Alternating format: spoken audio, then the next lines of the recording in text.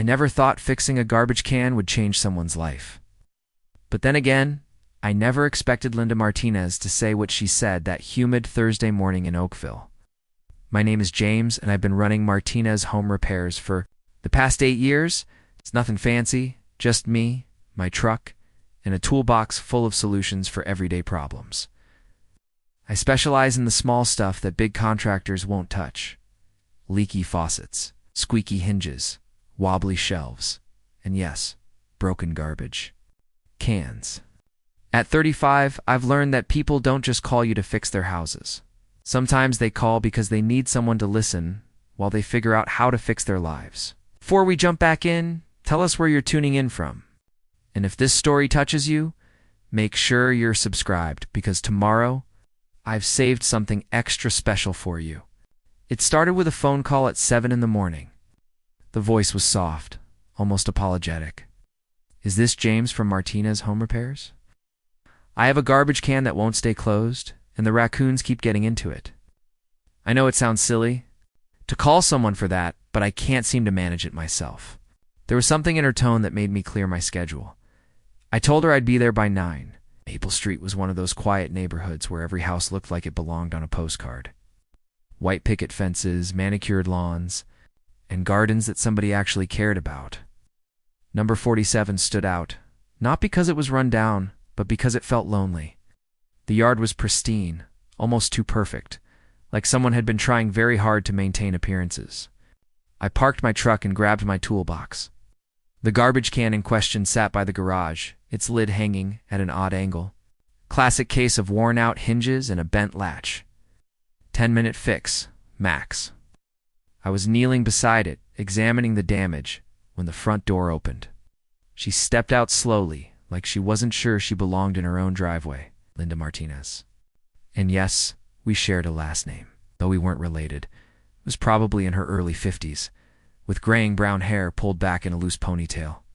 She wore a faded blue cardigan despite the morning warmth, and her hands twisted together like she was trying to solve a puzzle only she could see. "You must be James," she said, approaching cautiously. "Thank you for coming so quickly." "I hope.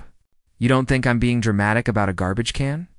I stood up, brushing dirt off my knees. "Not at all. You'd be surprised how many problems start with the simple stuff. Let me take a look here." I crouched back down, running my fingers along the bent metal. Looks like the hinges gave out, and something heavy must have hit this latch. It's probably happened during pickup day. She wrapped her arms around herself. "Everything seems to be breaking lately. The can, the screen door, the kitchen faucet. Richard always handled these things." Her voice caught slightly on the name. "My husband. He passed away 14 months ago." I looked up at her. Grief has a particular weight to it, and I could see it settling on her shoulders like a heavy coat she couldn't take off. "I'm sorry for your loss," I said, meaning it. "These maintenance issues can pile up fast when you're dealing with everything alone. I keep thinking I should learn to fix things myself," she continued, watching me work. "I'm not helpless, or at least I didn't used to be. But lately, everything feels so overwhelming. Even calling you took me 3 days to work up the courage." I had the hinges off now, examining them in the morning light. There's no shame in asking for help. That's why I'm here. I glanced up at her again. For what it's worth, calling a professional for repairs isn't giving up. It's being smart. Something in her expression shifted, like I'd said something she needed to hear. She sat down on the front steps, still maintaining that careful distance. "Can I ask you something, James? And please be honest." "Sure. I seem pathetic to you. A 50-year-old woman who can't manage her own garbage can?" The question hit me harder than I expected. There was so much pain packed into those words, so much self-doubt. I set down my tools and really looked at her. "Linda, can I tell you what I see when I look at you?" She nodded, though her eyes were focused on her hands. "I see someone who's been taking care of a beautiful home and garden all by herself for over a year. I see someone who noticed a problem and took action to solve it. I see someone who's been strong for so long that she's forgotten what her own strength looks like. I picked up the broken hinge. This isn't a character flaw. It's just a piece of metal that wore out. Just like sometimes people wear out and need a little support. Her eyes filled with tears, but she didn't look away. Richard used to say, I was too soft for the world, that I needed someone to take care of me. Maybe I said carefully, or maybe you just needed someone who recognized that being soft doesn't mean being weak. There's a difference between needing care and being incapable. I turned back to the garbage can, giving her a moment to process. The repair itself was straightforward. New hinges, a bent latch hammered back into shape, and a small adjustment to the lid. But as I worked, Linda started talking. Really talking. She told me about the 43 years she'd spent married. To Richard, how he'd gradually taken over every decision, every responsibility, until she'd forgotten she was capable of making choices. How he'd convinced her that her art degree was impractical. Her dream of teaching was unrealistic. Her opinions were too naive for the real world. How she'd slowly shrunk herself down to fit into the safe, small space he'd created for her. The funeral, she said. Everyone kept telling me how lucky I was that Richard had handled all the finances, all the house maintenance, all the big decisions. They said it like it was a gift he'd given me. But standing in that empty house, I realized I didn't know how to be myself anymore. I'd forgotten who I even was before I became half of Richard and Linda. Preparing and narrating this story took us a lot of time, so if you are enjoying it, subscribe to our channel. It means a lot to us. Now back to the story. I tightened the last screw on the new hinge. What did you want to be? Before. She was quiet for so long I thought she might not answer. Then softly, an art teacher. I wanted to work with kids, help them see that creating something beautiful was worth doing even if it wasn't perfect. I had this whole plan after college. I was going to teach elementary school and run art workshops on weekends. What happened, Richard, happened? He was older, established, successful. He said teaching was noble but impractical, that we needed financial security. He had plans for our life, and they seemed so much more sensible than mine. She laughed. But there was no humor in it. 43 years later, he left me financially secure and completely lost. I tested the garbage can lid. It opened and closed smoothly, the latch clicking into place with a satisfying snap. There you go. Good as new. I stood up, wiping my hands on a rag. But Linda, can I ask you something now? Of course. Is it too late to teach, I mean? To do art workshops? The question seemed to startle her. I'm 52 years old, James. I haven't painted in decades. I don't even know if I remember how. So, I started this business when I was 27 with no formal training. My grandmother didn't learn to drive until she was 68. My neighbor, Mrs. Chen, went back to college at 55 and became a nurse. I packed my tools back into the toolbox. Age isn't the enemy here. Fear is. She stood up from the steps, smoothing down her cardigan. It's not just fear, though. It's practical concerns. I wouldn't even know where to start.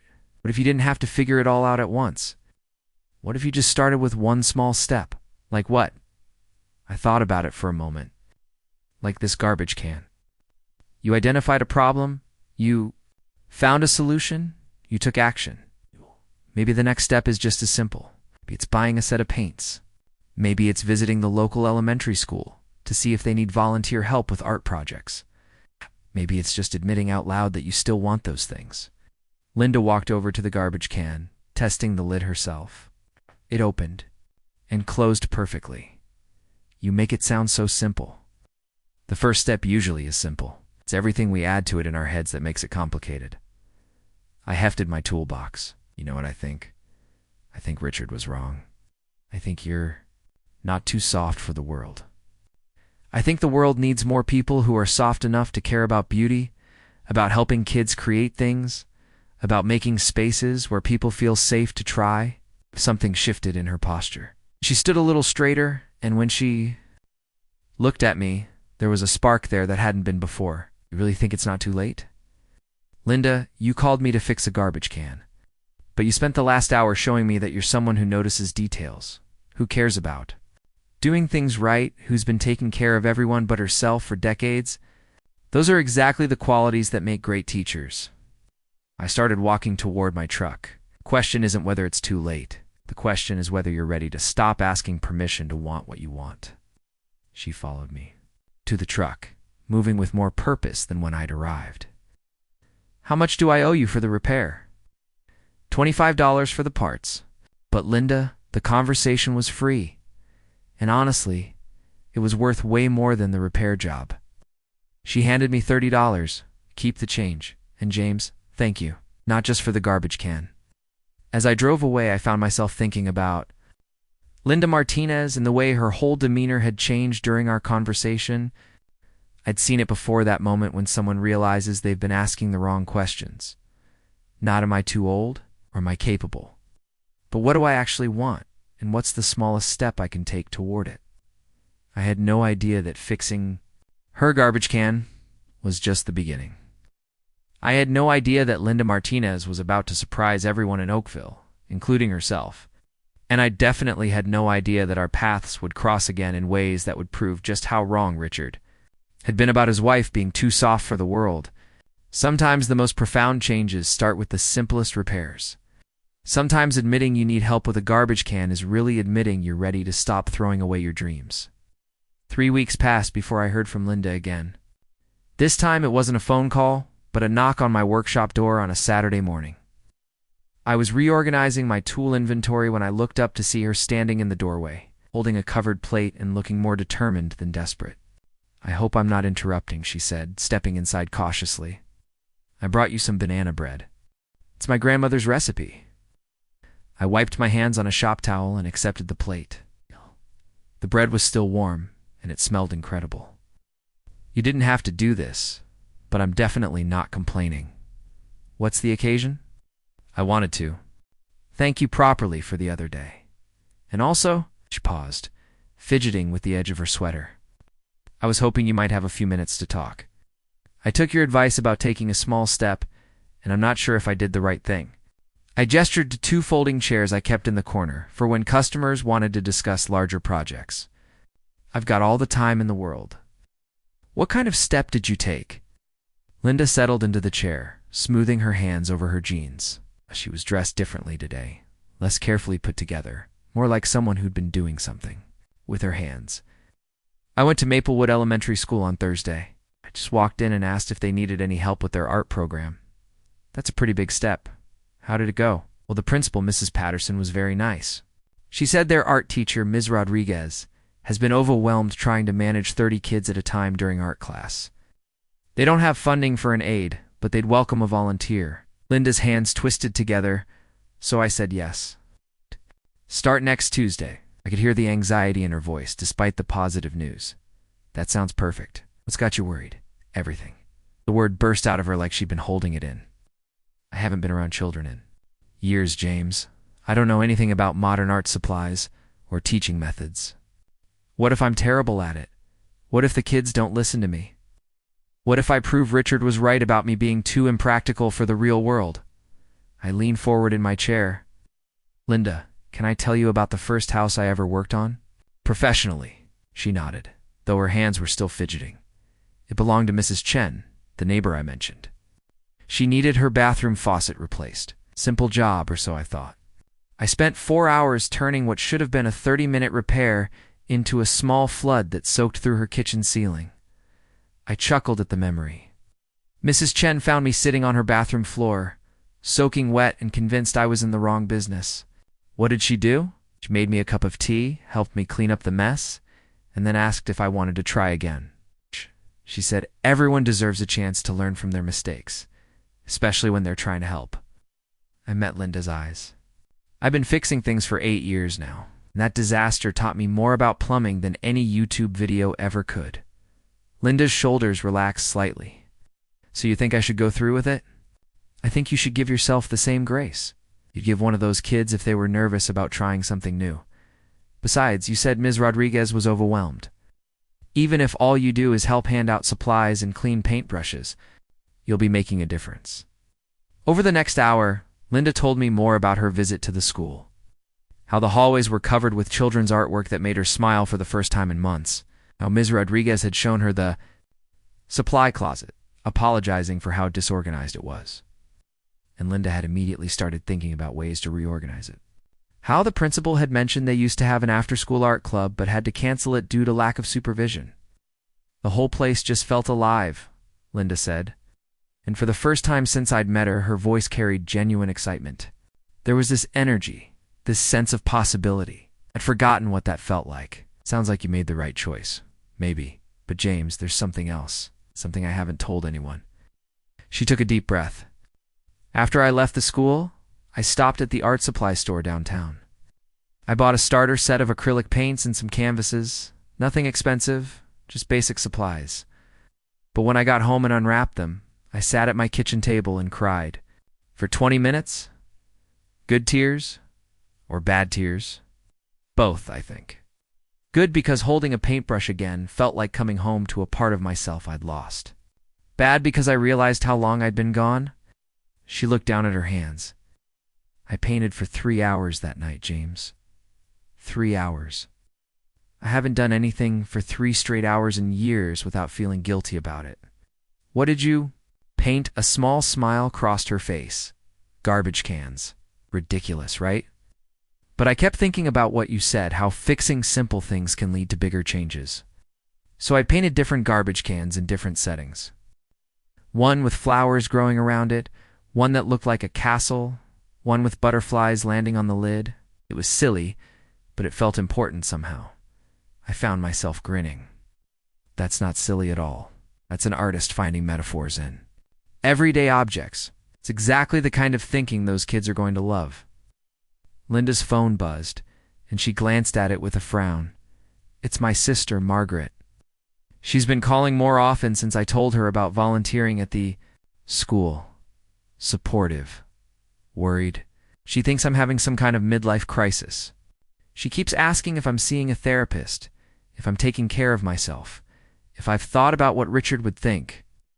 Linda's voice got quieter. Yesterday, she suggested that maybe I should consider moving closer to her family in Phoenix. She says it would be good for me to have more support. I could hear the doubt creeping back into her voice. What do you think about that? Part of me wonders if she's right.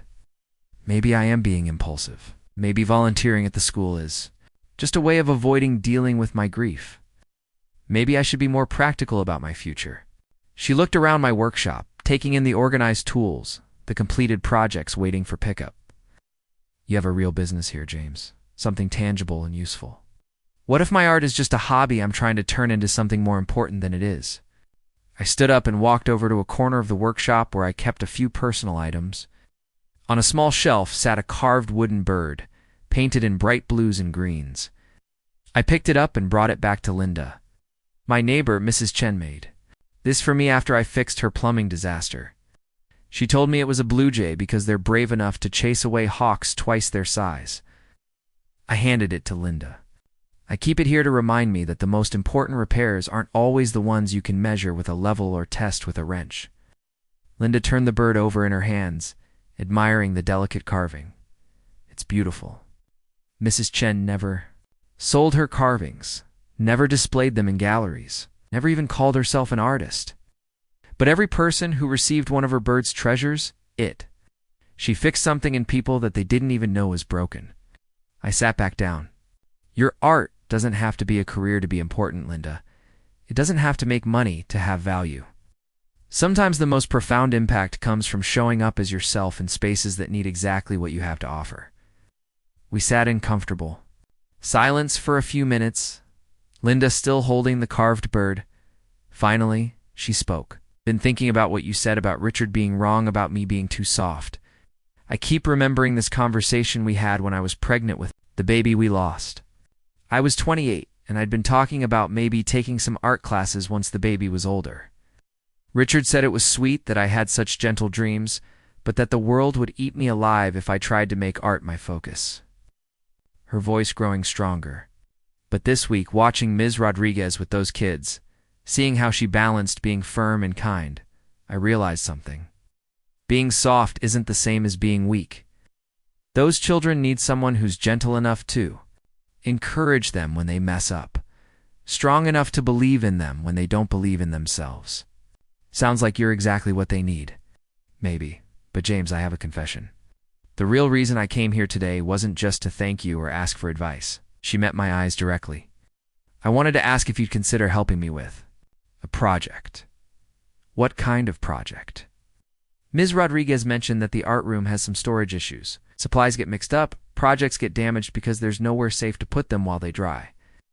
I was thinking maybe I could organize a fundraiser to build some proper storage solutions, but I don't know anything about construction.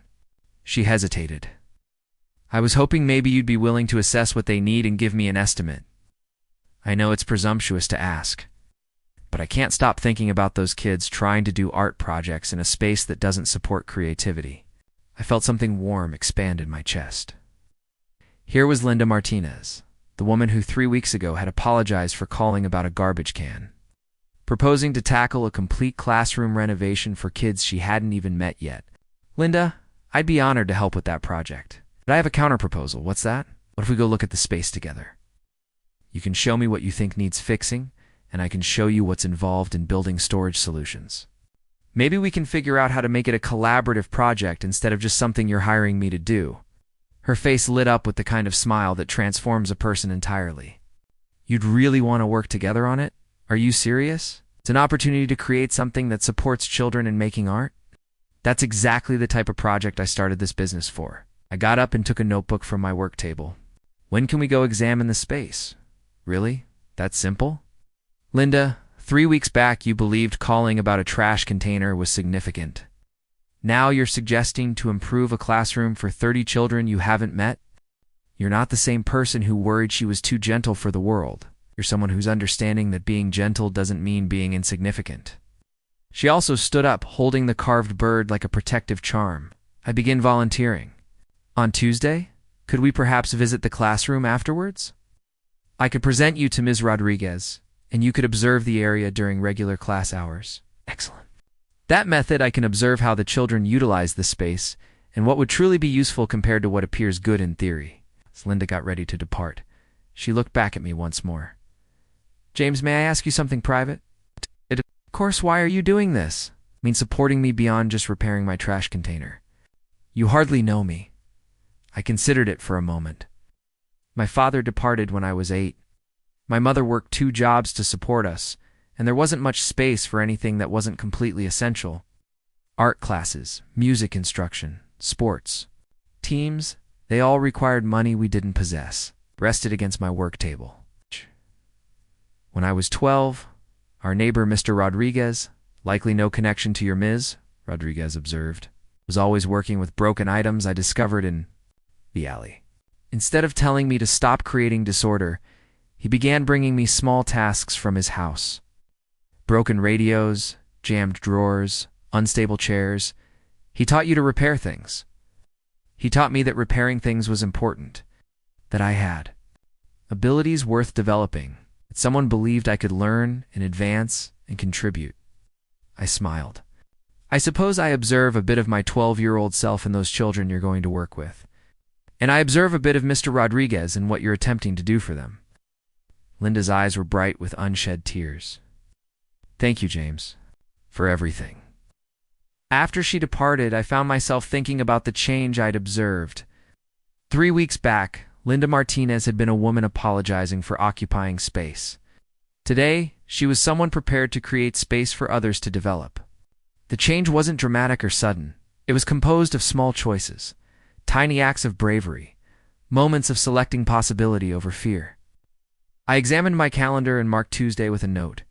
Maplewood Elementary Art Room Evaluation with Linda.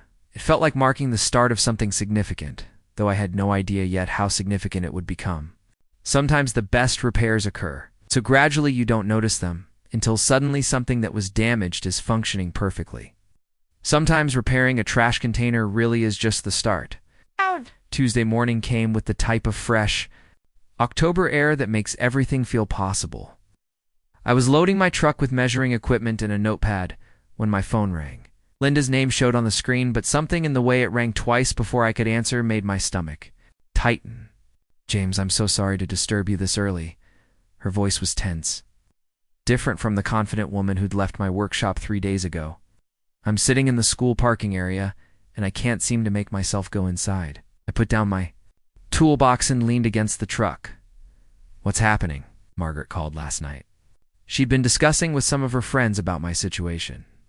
and they all agreed that volunteering at a school might not be the best idea for someone in my mental state. She said I should be concentrating on practical matters like learning to handle my finances, or maybe taking a grief counseling class instead of engaging with children's art projects. The pain in her voice was difficult to hear. What do you think about that? I don't know anymore. She asked me some questions I couldn't respond to. Like what occurs if I get too connected to the kids and they graduate? Oh, what if the teachers believe I'm trying to take control? What if I have a breakdown in front of the children? Linda's voice became smaller. She said Richard always worried about me getting my expectations too high, and maybe this is exactly what he meant. I could feel my jaw tightening. Linda, do you remember what you told me about your paintings? The trash containers with flowers? Growing around them? Yes. Those paintings came from someone who observes possibility in broken things. Someone who understands that beauty can develop in unexpected places. That's not a weakness, that's a talent. I checked my watch. What? Time does your volunteer session begin? 9 o'clock. It's 8:45 now. I'm 15 minutes away. You want me to come sit with you for a few minutes before you go in? The relief in her voice was immediate. Would you really do that? I feel so foolish for falling apart like this. You're not falling apart. You're being human? I'll be right there.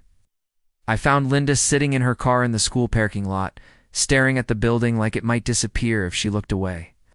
She rolled down her window as I approached, and I could see she'd been crying. I keep thinking about what Margaret said. What if I'm just using this volunteering thing to avoid dealing with my real problems? What if I'm being selfish, thinking I can help kids when I can't even manage my own life? I crouched down beside her car door. Can I tell you what I see? When I look at that building, she nodded. I see a place where 30 kids are going to spend an hour today learning that creating something matters. I see a teacher who's been doing the work of 2 people and could use someone who cares enough to show up. I see a woman who bought art supplies for the first time in decades because something inside her remembered what it felt like to make beauty with her own hands. I met her eyes. Margaret sees risks and problems, but Margaret isn't here. You are. Linda took a shaky breath. What if I mess this up? Then you'll learn something and try again tomorrow. That's what kids do every day in that building. That's what growth looks like. She gathered her purse and a small bag I hadn't noticed before. I brought some extra paintbrushes from home. Good ones that Richard bought me for Christmas years ago that I never used. I thought maybe the kids could try them. That sounds perfect. I watched Linda walk toward the school building, her steps growing more confident with each stride. 20 minutes later, my phone buzzed with a text. The kids are amazing. Thank you for reminding me why I'm here. But my relief was short-lived. That afternoon, Linda called again, and this time, she wasn't alone. James, could you possibly meet me at Cornerstone Cafe on Main Street? There's someone I'd like you to meet. I arrived to find Linda sitting across from a woman who could only be her sister Margaret, where Linda was soft and thoughtful. Margaret was sharp angles and direct stares. She had the look of someone who solved problems by eliminating variables. And right now, I got the distinct impression I was a variable she wanted to eliminate. So you're the handyman who's been encouraging my sister's art phase, Margaret said without preamble as I sat down. I'm James Martinez. I run a home repair business. I kept my voice neutral, though her tone was already setting my teeth on edge. Linda tells me you've been very supportive of her new interests. It's her family. I think it's important we discuss what's best for her right now. Linda looked uncomfortable, stirring her coffee without drinking it. Margaret, I told you. This wasn't necessary, sweetheart. You've been through a tremendous loss. It's completely normal to want to try new things as a way of coping, but we need to be realistic about what's healthy and what's just avoidance. I'm sure you mean well, but encouraging someone in Linda's fragile state to take on new responsibilities might not be in her best interest. I felt something cold settle in my stomach. What exactly do you think I've encouraged her to do? Well, this volunteering at the school, for one thing. Linda hasn't been around children in years. She has no teaching experience, no background in child development. What happens when she realizes she's in over her head? She learns. She grows. She discovers what she's capable of. I kept my voice steady. What's the alternative? That she never tries anything new because it might be challenging? Margaret's expression sharpened. The alternative is that she focuses on practical concerns, learning to manage her finances. Maybe taking some courses in home maintenance so she doesn't have to rely on repair services for every little problem. Building skills that will actually help her be independent. Linda finally spoke up, her voice quiet but firm. Margaret? I called James to fix my garbage can because I needed help, not because I'm helpless. And I'm volunteering at the school because I want to, not because I'm avoiding anything. But honey, what about the art room renovation project? Linda told me you're planning to spend money on supplies and construction for a classroom that isn't even yours? Don't you think that's a bit impulsive? I saw Linda flinch, and something protective flared in my chest. Actually, we're still in the assessment phase. Linda asked me to look at the space and provide some options. No one's committed to anything yet. But she's already talking about fundraisers and community involvement. These are big commitments. For someone who was afraid to call a repair service 3 weeks ago, Margaret leaned forward. I'm not trying to be mean, James. I'm trying to protect my sister from setting herself up for disappointment. What if she succeeds instead? What if she doesn't succeed? What if she spends months organizing this project and then discovers it's too much effort? What if the school decides they don't want volunteer assistance anymore? What if she puts all this emotional investment in other people's children and then has to begin again?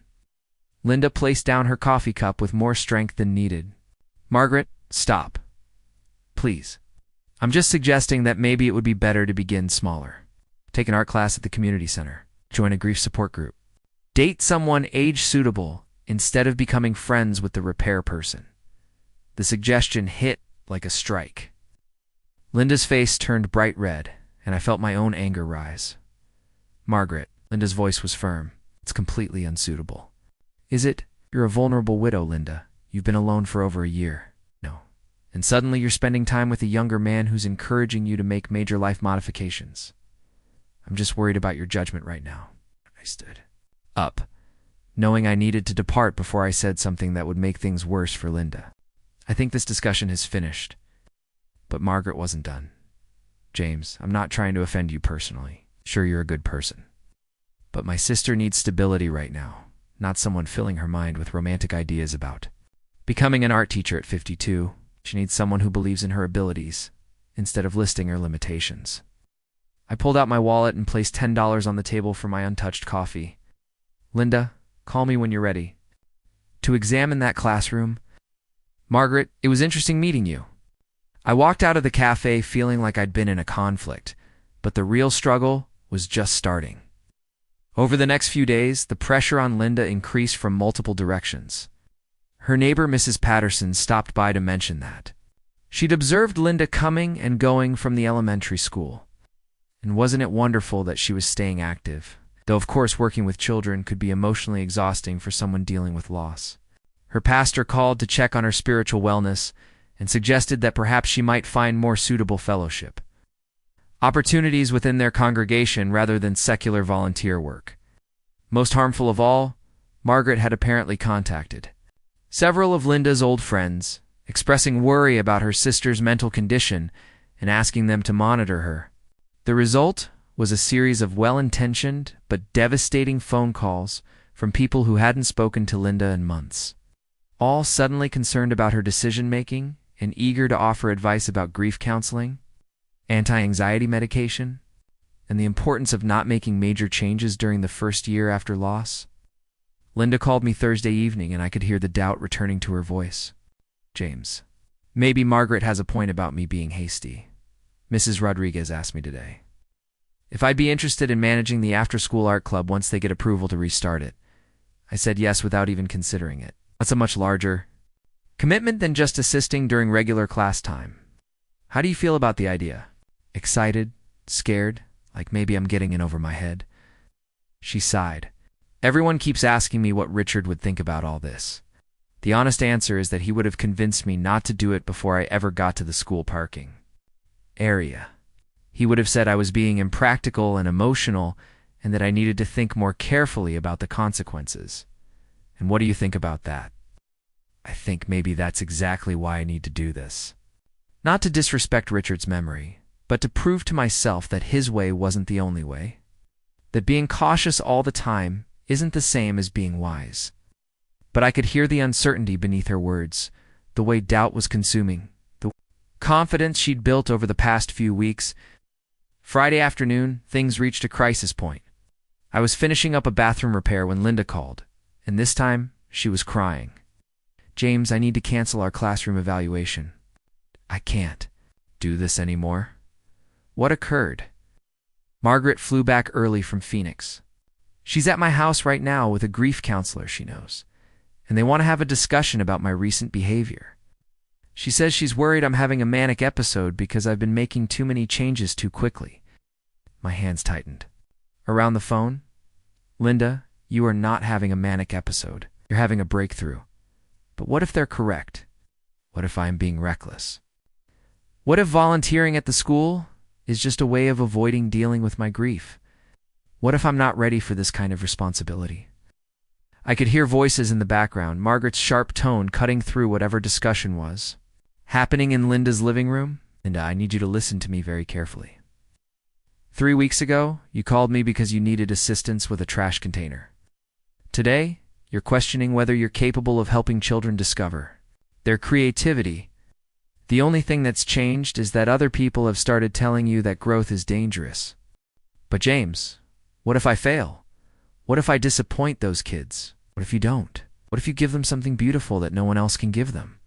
What if the only person you disappoint is yourself by listening to people who think playing it safe is the same as staying alive?" The line was quiet for a long moment, and I could hear Margaret's voice getting louder in the background. "I have to go," Linda whispered. "Thank you for everything, James. You've been kinder to me than I deserved." The call ended, and I stared at my phone, feeling like I'd just watched someone drowning choose to stop swimming. That evening, I sat in my workshop, turning Mrs. Chun's carved bird over in my hands and thinking about the difference between protecting someone and imprisoning them. Margaret loved her sister, I had no doubt about that. But love without trust in the other person's strength isn't really love at all. It's fear dressed up as care.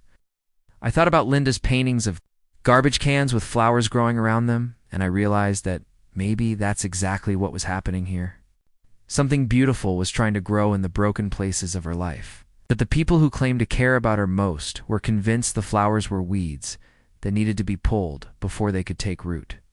The question was whether Linda would remember that she was the gardener, not the garden.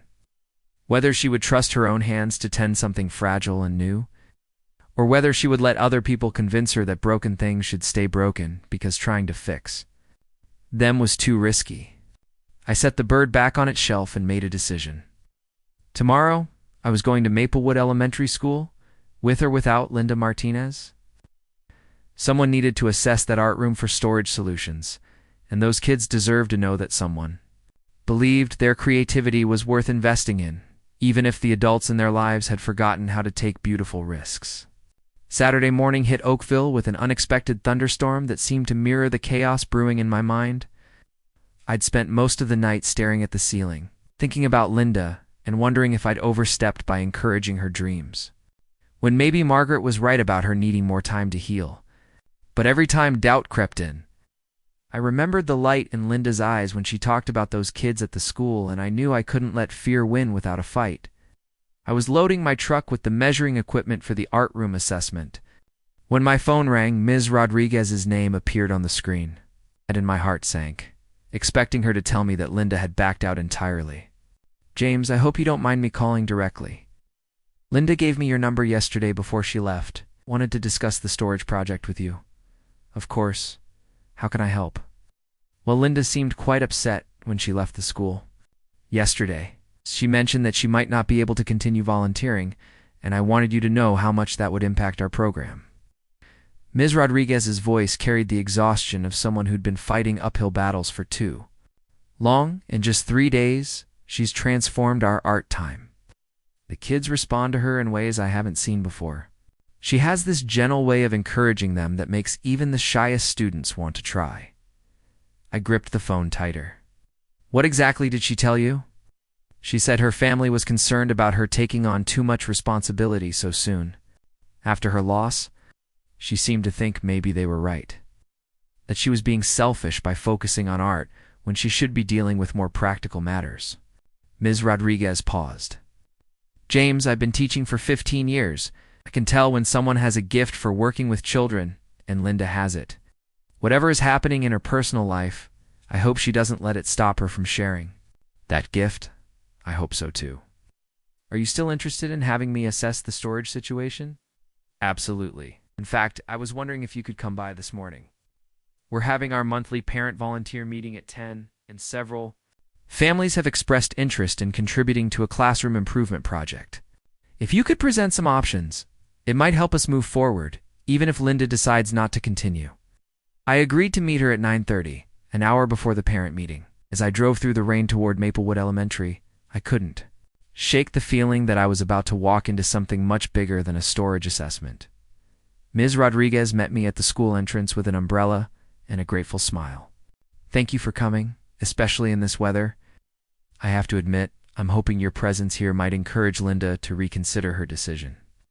She led me through the hallways toward the art room, past displays of student work that made me smile despite my worry. Has she contacted you since yesterday? No, and I'm concerned about pushing too hard. Her sister seems to think I've been a negative influence, encouraging Linda to make changes too quickly. Ms. Rodriguez stopped walking and turned to face me. James, can I share something with you? Yesterday, after Linda left, one of my students, a little girl named Emma, who barely speaks in class, came up to me and asked when the art lady would be back. Emma has been working on a painting of her grandmother's garden for 3 weeks, and she told Linda it was the first time she'd ever painted something that looked like what she imagined in her head. The weight of that story settled in my chest. Did you tell Linda about Emma? I tried to, but she was too upset to really hear me. She kept apologizing for letting everyone down and saying she should have known better than to think she could handle this kind of responsibility. Miss Rodriguez shook her head. It broke my heart, James. This woman has no idea how much she's already given these children. We reached the art room, and I could immediately see why Linda had been excited. About the storage project, the space was cramped and disorganized. Supplies scattered across surfaces and student projects stacked precariously wherever there was room. But I could also see the changes Linda had already made in just 3 days. The supply closet was reorganized with neat labels, paintbrushes were sorted by size, in clear containers. And there was a small reading corner with art books arranged on a child-sized bookshelf. This organization system, that's Linda's work? Every bit of it. She stayed after her volunteer time ended each day to work on it. Said she couldn't stand seeing the kids waste time looking for supplies when they could be creating. Ms. Rodriguez pointed to a bulletin board covered with student artwork. And this display, Linda suggested we showcase works in progress alongside finished pieces so the kids could see that the process matters as much as the final product. I walked around the room, taking measurements and notes, but my mind was on Linda. Here was evidence of her impact. Concrete proof that her instincts about working with children were absolutely right. Yet somewhere across town she was probably sitting in her living room, being convinced that those same instincts were signs of poor judgment. Ms. Rodriguez, would it be possible for me to speak at the parent meeting? Not just about storage solutions, but about Linda's contributions to the program. I was hoping you'd offer. These parents need to understand what we're at risk of losing. At exactly 10 o'clock, I found myself standing in front of 25 parents, holding a clipboard full of measurements and a heart full of determination to advocate for a woman who'd forgotten how to advocate for herself. Good morning, everyone. I'm James Martinez, and I'm here to talk about improving storage solutions for your children's art program. But before we discuss shelving and supply organization, I want to tell you about someone who's been quietly revolutionizing how your kids experience creativity. I told them about Linda's 3 days of volunteer work, about Emma's breakthrough with her painting, about the organizational systems that were already saving class time and reducing frustration. I described the after-school art club proposal and explained how Linda's gentle approach was reaching students who'd never engaged with art before. The storage improvements we're discussing aren't just about efficiency, I continued. They're about creating an environment where children feel safe to take creative risks, where their work is valued enough to be properly cared for, where someone like Linda Martinez can help them discover capabilities they didn't know they had. A mother in the front row raised her hand. My daughter Katie has been talking non-stop about the art lady who taught her that there are no mistakes in painting, only happy accidents. She's been painting at home every evening since Tuesday, another parent chimed in. My son Derek usually hates art class because he says he's bad at drawing. But yesterday, he came home excited about a project where Mrs. Martinez showed him how to use different textures to create trees. He said she made him feel like an artist. As parent after parent shared similar stories, I realized that Linda had been making the kind of impact in 3 days that most people struggle to achieve in months. These children weren't just learning art techniques. They were learning to see themselves as creative beings worthy of encouragement and support. "Where is Mrs. Martinez today?" asked a father toward the back. My daughter was hoping to show her the painting she finished at home. Ms. Rodriguez and I exchanged glances. "Mrs. Martinez is dealing with some personal challenges right now," I said carefully. "Her family is concerned that she might be taking on too much too soon after losing her husband." The room fell quiet for a moment. Then the mother in the front row spoke up again. "I'm a widow myself. Lost my husband 2 years ago. The worst thing anyone did for me during that time was try to protect me from finding new purpose. Grief doesn't heal in isolation. It heals when you discover you still have something valuable to offer the world." A murmur of agreement rippled through the room. Another parent added, "If Mrs. Martinez is worried about the time commitment, maybe we could find ways to support her. Share the workload, help with supplies, whatever she needs." "The question is," said Ms. Rodriguez, "how do we let her know that she's not imposing on us? That we want her here as much as the children do?" An idea began forming in my mind. Risky, but necessary. What if we showed her instead of just telling her? I explained my plan to the group. It was bold and probably crazy, but sometimes crazy is exactly what's needed to break through the walls that fear builds around our hearts. An hour later, I was standing on Linda's front porch in the pouring rain, holding a folder full of signatures, and my phone with a video message from 23 children. My heart was pounding as I rang the doorbell, knowing that Margaret was probably still inside, knowing that I was about to either help Linda reclaim her courage or make everything worse. Linda opened the door looking exhausted and defeated. Eyes were red from crying, and she'd clearly been having a difficult morning. "James, what are you doing here?" "I went to the school this morning. I met with Ms. Rodriguez and the parent group." I held up the folder. "Linda, I need you to see something." Behind her, I could hear Margaret's voice calling from the living room. "Linda, who's at the door?" "It's James," Linda called back, then looked at me with tired eyes. "I told you yesterday that I can't do this anymore. Margaret's right. I was being impulsive and unrealistic. Think, Linda, before you make that final decision, will you watch one video and read one document? That's all I'm asking. 5 minutes of your time." Margaret appeared behind Linda, her expression immediately suspicious. "I thought we agreed that it would be best if you didn't encourage Linda's volunteer activities anymore. Respect your concern for your sister, but I think she deserves to see how her 3 days at that school affected the children she worked with." I handed Linda my phone, queued up to the video message the kids had recorded. 23 young voices, one after another, saying thank you to the art lady who had made them feel special, who had helped them create things they were proud of, who had shown them that their creativity mattered. Emma's small voice came through clearly. "Mrs. Martinez, you helped me paint my grandma's garden, and now I'm not scared to try new things anymore. Please come back." Linda's hand flew to her mouth, and tears started flowing again. But these were different tears than the ones from yesterday. Margaret moved closer, listening to the children's voices. "I don't understand. Linda, you've only been there 3 days. 3 days, I said quietly, where she organized their supply closet, created systems that saved class time, encouraged shy children to participate, and showed kids who thought they were bad at art that creativity isn't about perfection." I handed Linda the folder. "These are letters from parents asking the school board to formally recognize your contributions to the art program. They want to nominate you for the district's Volunteer Excellence Award. They're asking if you'd consider taking over the after-school art club permanently." Linda opened the folder with shaking hands, scanning letter after letter from families whose children had been affected by her brief time at the school. "But I don't have any teaching credentials, she whispered. I don't have experience with children. I'm just someone who likes to paint. Margaret was reading over her shoulder, her expression shifting as she took in the parent testimonials. Linda, I had no idea you'd made such an impact. That's because, I said, meeting Margaret's eyes directly, sometimes the most important qualifications can't be measured by degrees or certifications. Sometimes what children need most is someone who believes in their potential and isn't afraid to encourage them to reach for it. Linda looked up from the letters, her face a mixture of wonder and terror. James, what if I'm not ready for this kind of responsibility? What if I let them down? What if you don't? What if you give those children something they'll carry with them for the rest of their lives? What if the only person you let down is yourself by choosing fear over possibility?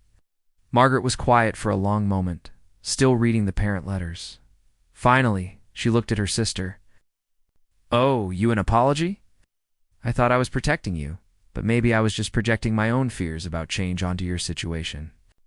I'm still scared, Linda admitted. Being scared doesn't disqualify you, I said. It just means you understand that what you're doing matters. Linda closed the folder and wiped her eyes. When she looked up, there was something different.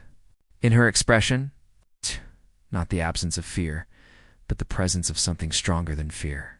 As children, they really said those things about me. They did. And they're wondering where their art lady is? She straightened her shoulders and took a deep breath. Margaret, I know you're worried about me, but I think maybe the riskiest thing I could do right now is play it safe. Margaret reached out and took her sister's hand. Maybe you're right. Maybe I've been so afraid of watching you get hurt again that I forgot you're strong enough to handle getting back up if you fall. Linda turned to me. James, is it too late to do that classroom assessment? Because I think those kids deserve proper storage for their artwork, and I'd like to help make that happen. The relief that flooded through me was overwhelming. It's never too late to build something beautiful.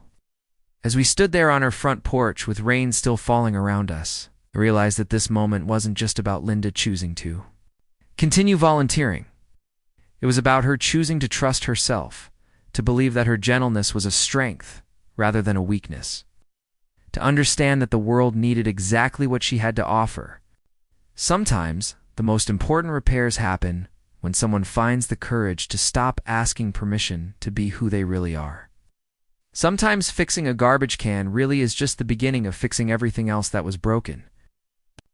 Later, I was installing the last of the custom storage units in what had become the most organized and inspiring art room in the Oakville School District.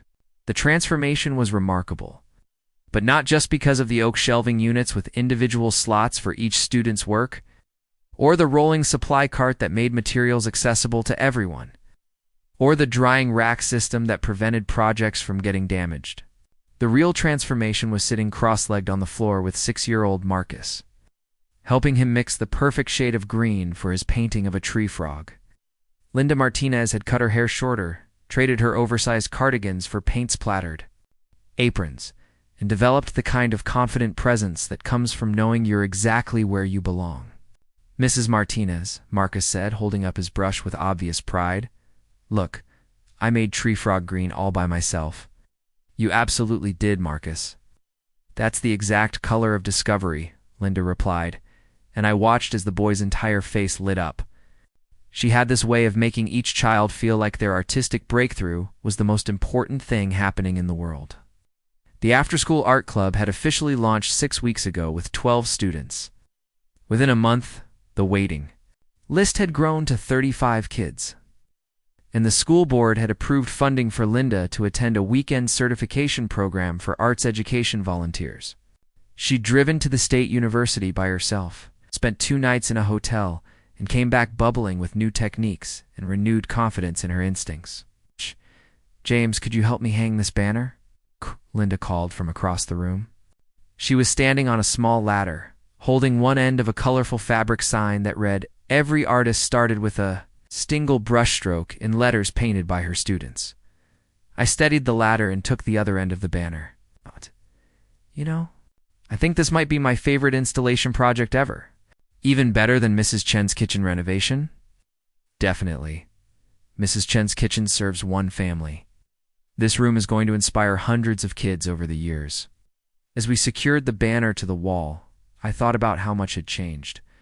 Since that morning when Linda couldn't make herself get out of her car in the school parking lot, the nervous woman who'd apologized for calling about a garbage can had become someone who confidently advocated for her students, organized fundraisers, and had even convinced the local art supply store to donate materials in exchange for displaying student artwork in their front window. Mr. James called Emma, the shy little girl who'd been painting her grandmother's garden. "Come see what I made for you." I walked over to her easel, where she'd created a painting of a man in a baseball cap, fixing something, while children painted around him. It was clearly meant to be me working in their classroom, and the detail was impressive for a 7-year-old. "Emma, this is incredible. You've captured everything perfectly. Mrs. Martinez taught me how to paint people without making them look like stick figures. She said the secret is to watch how they move and try to paint their feelings, not just their shapes." Linda appeared beside us, beaming with pride. Emma's technique has improved dramatically since September. She's been experimenting with different brush sizes to create texture. Watching Linda discuss art technique with the natural authority of someone who'd found her calling was like witnessing a flower bloom and fast forward. The woman who'd once questioned whether she was too old to try new things now led workshops, mentored other volunteers, and had been asked to present at the State Arts Education Conference next spring. "Speaking of experiments," Linda said, "I have something to show you." She led me to a corner of the room where several canvases were displayed on easels. Her own artwork, created during the quiet hours when she stayed after club sessions to plan the next day's activities. The paintings were stunning, vibrant landscapes, detailed still lifes, and a series of portraits that captured the concentration and joy on her students' faces as they worked. "Linda, these are museum quality. When did you have time to create all of this?" "Evenings mostly. Turns out when you spend your days encouraging children to be creative, it's impossible not to feel inspired yourself." She touched the edge of one canvas gently. "I entered 3 pieces in the regional art fair next month. First time I've submitted my work anywhere since college." "That's amazing. How does it feel?" "Terrifying and wonderful. It's like standing at the edge of a diving board knowing the water's going to be cold but jumping anyway." She smiled. "Actually helped me fill out the application. Said she wanted to be the first person to buy a painting from her famous artist sister." The mention of Margaret reminded me of how dramatically family relationships had shifted as well. After witnessing the impact Linda had made at the school, Margaret had become one of her strongest supporters. She'd even flown in from Phoenix to help with the art room renovation, spending a weekend measuring lumber and organizing paintbrushes with surprising enthusiasm. "How are things with Margaret now?" "Better than they've been in years," she told me last week, that watching me find my purpose reminded her that she'd given up some dreams of her own. She's thinking about taking early retirement and opening a consulting business for nonprofit organizations. Linda arranged some brushes in a jar, a gesture that had become as natural as breathing. Funny how supporting someone else's courage can help you find your own. The sound of children laughing in the hallway reminded us that the regular school day was ending and our after-school session would begin soon. Linda moved around the room with practiced efficiency, setting up stations for different activities and checking that supplies were ready. "You know what I realized yesterday?" she said as she filled water containers. "That morning when I called you about the garbage can, I wasn't really asking you to fix anything broken. I was asking for permission to believe I was worth fixing." I paused in my work of adjusting an easel height. "What do you mean?" "Everything in my life felt broken back then. My confidence, my sense of purpose, my belief that I had anything valuable to offer, but the garbage can was just a garbage can. It needed new hinges and a simple repair. The broken thing was me thinking I was too fragile to handle simple challenges." She sat down at one of the small student tables, running her fingers over a painting that Marcus had been working on. "When you said I wasn't too soft for the world, you weren't just being kind. You were giving me permission to stop apologizing for being gentle. To understand that nurturing someone's creativity is just as valuable as any other kind of strength. You figured that out yourself, Linda? I just held the ladder while you climbed." "Maybe. But sometimes we need someone to hold the ladder. Until we're confident enough to climb alone, First students began arriving for art club, their excited chatter filling the room with the kind of energy that makes any space feel alive. I watched Linda greet each child by name, ask about their projects, and somehow make every single one feel like her favorite student. "It's Mrs. Martinez," said Katie, the girl whose mother had spoken so passionately at the parent meeting. "I brought the painting I made at home to show you. It's my cat sleeping in a sunbeam. Can't wait to see it, Katie. Did you remember what we talked about last week regarding light and shadow?" As the children settled into their workstations, I realized my job here was essentially finished. The storage units were installed, the organizational systems were in place, and Linda had grown into the kind of leader who could run this program with confidence and joy. "I should probably head out," I told her quietly. "Let you focus on your artists." "James, wait." She walked with me toward the door. "I never properly thanked you for everything you did. It's not just the storage project, but for believing in me. When I couldn't believe in myself, Linda, watching what you've built here has been better than any payment I could have asked for." She smiled, but there was something else in her expression. "Actually, I was wondering if you might be interested in another project. What did you have in mind?" "The community center has approached me about developing an art program for seniors. Apparently, there are a lot of people my age who think they're too old to start something new. I thought maybe they could use someone who understands that. It's never too late to repair what feels broken." I felt that familiar warmth in my chest that came with the possibility of helping someone discover their own strength. "Are you asking me to be your business partner in this?" "I'm asking if you'd like to help me prove that the best repairs happen when people stop being afraid to try." Through the window, I could see the oak tree in the school courtyard, its leaves just beginning to change color as autumn approached. A year ago, Linda Martinez had been a woman who apologized for taking up space. Today, she was someone creating space for others to grow. "When do we start?" "Next Monday. I've already gotten approval to use the community center's multipurpose room. Margaret's flying in to help set up, and Ms. Rodriguez is lending us some basic supplies to get started." Linda's eyes sparkled with the same excitement I'd seen that first day. She'd talked about her grandmother's art equipment. "I figure if we can organize one art room, we can organize anything." As I walked to my truck, I could hear the sound of children laughing and creating through the open windows. Linda's voice rose above the rest, encouraging someone to try different brush technique, praising another student's color choices, creating the kind of environment where people felt safe to take beautiful risks. I thought about that morning when she'd said she was 50 and fragile, asking me to be gentle. She hadn't needed gentleness as much as she'd needed someone to recognize that her fragility was temporary, but her strength was permanent. She'd needed permission to stop protecting herself from disappointment and start pursuing the kind of life that made disappointment worth risking. 6 months ago, Linda Martinez had been afraid to call a repair service. Today, she was someone who helped other people repair the parts of themselves they'd forgotten were worth fixing. Sometimes the best repairs are the ones that teach people they were never as broken as they thought.